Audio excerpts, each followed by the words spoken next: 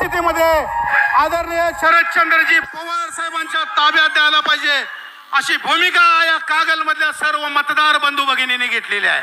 साहेब, कागलच्या तरुणाने एक आता असं ठरवलेलं आहे की या कागल तालुक्यामध्ये दौलतराव निकम सारखे आमदार झाले, ते एसटीने त्यांनी प्रवास केला। आमदार असताना सुद्धा एसटीने प्रवास करणाऱ्या महाराष्ट्रात ते दौलतराव निकम होते।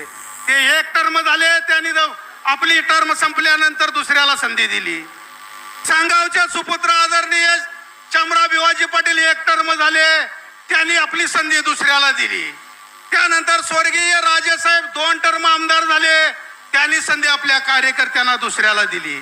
त्यानंतर स्वर्गीय सदाशिवराव मंडलिक साहेब या कागलमध्ये 2 वेळेला आमदार झाले, त्यांनी आपली संधी आपल्या दुसऱ्या कार्यकर्त्यांना दिली। त्यानंतर 13 महिन्याकरता माजी आमदार संजय बाबा घाडगे 1 टर्म आमदार झाले, त्यांनी आपली संधी दुसऱ्याला दिली। पण त्यानंतर साहेब या कागल तालुक्यामध्ये 25 वर्ष आमदारकी ज्यांनी सांभाळली, त्यांनी केवळ आणि केवळ साहेब तुमच्या विचारावर, तुम्ही सांगत होता म्हणून आमच्या कागलच्या जनतेनं ऐकलं, तुम्ही उमेदवारी दिली त्यांना म्हणून आमच्या जनतेनं ऐकलं।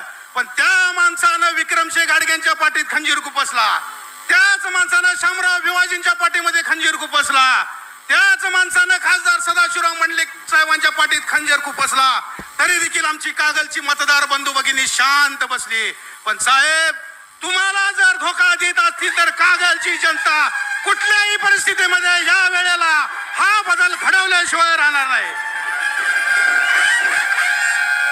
कारण या बंधूंनो, या कागल तालुक्याला जुना इतिहास काढून बघा।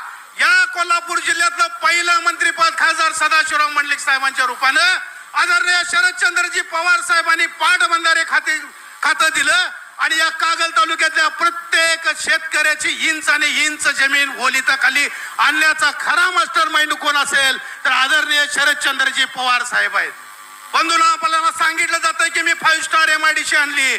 आज या गायबी चौकातून मी ठामपणानं सांगतो की ही 5 स्टार MIDC आदरणीय शरदचंद्रजी पवार साहेबांच्या प्रयत्नानं या कागल मध्ये आणलेले आहे। त्याबद्दल आदरणीय पवार साहेबांचा आभार। तुम्हा आम्हाला या येत्या निवडणुकीमध्ये आदरणीय राजेंना मतदान करून आपल्याला आभार मानावे लागतील। तुम्ही हे आभार मानणार आहे की नाही मानणार आहे? मला बंधूंनो खात्री आहे, हा बदल कुठल्याही परिस्थितीमध्ये आपण करणार आहोत। जाता जाता राजे साहेब, आम्ही तुम्हाला तरुणांच्या वतीनं, युवकांच्या वतीनं आपल्याला विनंती करतो, तुम्हाला प्रचंड मताधिक्याने या वेळेला तुम्हाला निवडून दिलं तर पुढच्या वेळेला एक चांगल्या पद्धतीने काम केलं म्हणून आणखीन एखादी संधी हा कागल तालुका मतदार देईल। पण 11व्या वर्षी राजे साहेब तुम्हाला दिल्ली गाठावी लागेल आणि तुमच्या कार्यकर्त्याला संधी द्यावी लागेल। कारण हा तालुका, हा मतदार प्रत्येक जण या ठिकाणी इच्छुक आहे। हे राजकीय विद्यापीठ आहे, त्यामुळे 25 वर्ष इथं थांबलेल्या व्यक्तींना आता कुठल्याही परिस्थितीत थांबावंच लागेल आणि आपल्या कार्यकर्त्याला संधी द्यावी लागेल। म्हणून मी सर्वांच्या वतीनं आदरणीय पवार साहेबांच्या साक्षीनं या गायबी चौकात तुम्हाला 11व्या वर्षी दिल्ली गाठावी लागेल असं आपल्याला सांगतो। कारण हा तालुका कुणाला आम्ही अनुदान दिलेला नाही। इथं प्रत्येक माझ्या सामान्य कार्यकर्त्याचा मुलगा आमदार झाला पाहिजे।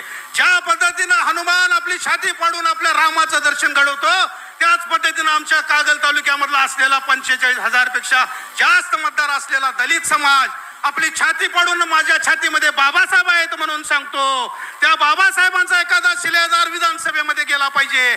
या दृष्टीनं जर असं आपण पुढील काळामध्ये नियोजन केलं तर खऱ्या अर्थानं शाहू महाराजांच्या समतेचा विचार या कागलमध्ये आपण जोपासतोय अशी भूमिका होईल। असेच नवनवीन विषय ऐकण्यासाठी लाईक, सबस्क्राईब आणि बेल आयकॉनवरती क्लिक करा।